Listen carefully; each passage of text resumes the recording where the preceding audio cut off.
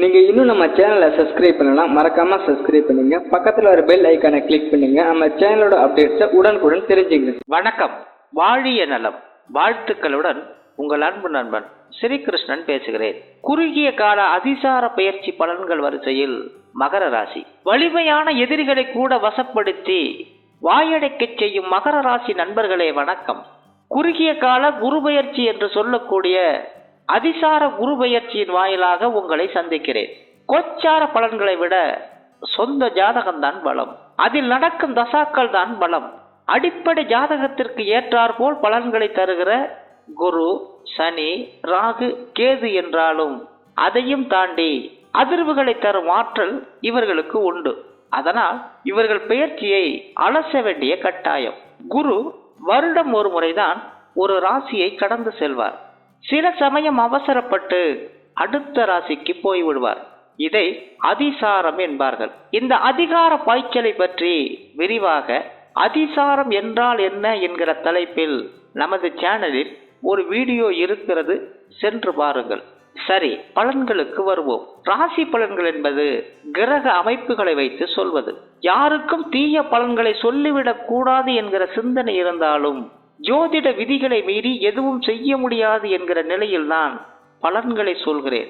கோச்சார பலன்கள் என்பது தற்காலிகம் என்பதை நினைவில் கொண்டால் எதுவுமே உங்களை பாதிக்காது. வருகிற மார்ச் மாதம் 13ஆம் தேதி குரு அதிசார பயிற்சியாகிறார். விருச்சிகத்தில் இருந்து தனுசுவிற்கு, 11ல் இருந்து 12ற்கு. இதுவரை சின்ன சின்ன சங்கடங்கள் இருந்தாலும் சந்தோஷ சம்பவங்கள் நடக்க எந்த தடையும் இல்லை. குரு பகவான் லாபஸ்தானத்தில் இருந்ததால் எத்தனை சங்கடங்கள் வந்தாலும் சந்தடியின்றி மறைந்து போனது. சனியால் வந்த கசப்புகளை மறைந்து புதிய உற்சாகம் இருந்தது. கிரகபலம் சரியில்லாத நிலையில் தெய்வத்தை சரணடைந்தது வீண் போகாது என்பது பல சமயம் உண்மையாக இருந்தது. அதனால் உங்கள் தைரியம், தன்னம்பிக்கை அதிகரித்தது. வளைந்துவிடக் கூடாது என்பதில் மட்டுமல்ல, விலை போய்விடக் கூடாது என்பதில் மிக மிக கவனமாக இருந்தீங்க. அவ்வப்போது எட்டி பார்த்த சந்தோஷங்கள் தொடருமா என்பது கேள்வி. தொடர வேண்டும் என்பது ஆசை. தொடர்ந்தால் நல்லதே என்பதே உங்கள் பிரார்த்தனை. சரி, குரு என்ன சொல்கிறார்? ராசிக்கு 12க்கு போகிறார். இது ஒன்றும் பாதகமான இடம் இல்லை, ஆனால் சாதகமான இடமும் இல்லை. இந்த வார்த்தையை சொல்வதற்கு காரணமே அங்கே சனி பகவான் இருக்கிறார், கேதுவும் இருக்கிறார். ஆனாலும் பாருங்க, குருவின் சொந்த வீட்டு சஞ்சாரம் உங்களை சங்கடப்படுத்தாது, சரிவில் விடாது, சஞ்சலங்களை அதிகப்படுத்தாது.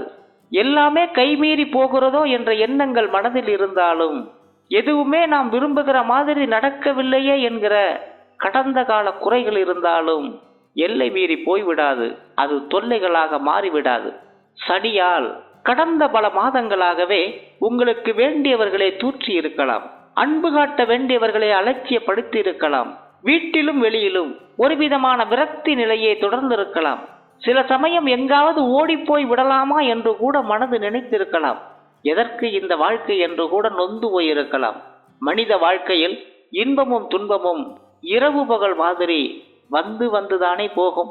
சனியோடு சேரும் குரு சனியை கட்டுப்படுத்தி தன் வயப்படுத்துவதால், யோக ராகுவாக இப்போது இருக்கும் ராகுவை பார்ப்பதால் உங்கள் கவலைகளுக்கு மருந்து கிடைக்கும். கவலை வேண்டாம்.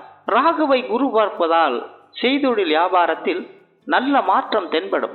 விட்டு விடலாமா, வேலைக்கு போகலாமா, மொத்தமாக விட்டுவிட்டு எங்காவது போய்விடலாமா என்று யோசித்தவர்கள் கூட புதிய மாற்றத்தால் சந்தோஷப்படலாம்.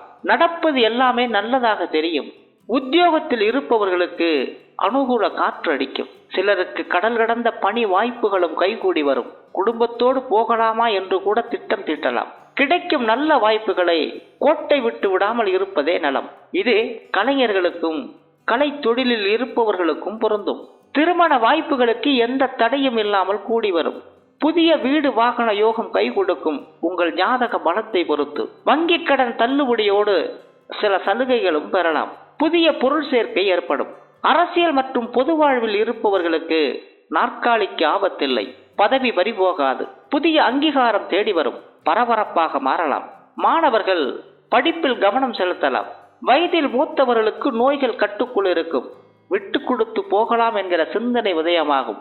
மே மாதம் 18ஆம் தேதி மீண்டும் குரு வக்ரமாகி விருச்சிகத்திற்கே வருகிறார். தனித்த சனி தன் தீவிரத்தை காட்ட முனைந்தாலும் லாபகுரு வருமான வாய்ப்புகளை, பொருளாதார நிலையை உயர்த்தி கொள்ள உதவியாகவே இருப்பார். அதனால் வேண்டாத சிந்தனைகள் வந்தாலும் அதற்கு முக்கியத்துவம் தராமல் நிதானமாகவும் கவனமாகவும் இறை சிந்தனையோடும் இருந்தால் எதுவுமே உங்களை பாதிக்காது என்று சொல்லி மீண்டும் ஒரு இனிய தலைப்பில் உங்களை நான் சந்திக்கிறேன். அதுவரை உங்களிடமிருந்து வணக்கம் கூறி விடைபெறுவது உங்கள் அன்பு நண்பன் ஸ்ரீகிருஷ்ணன்.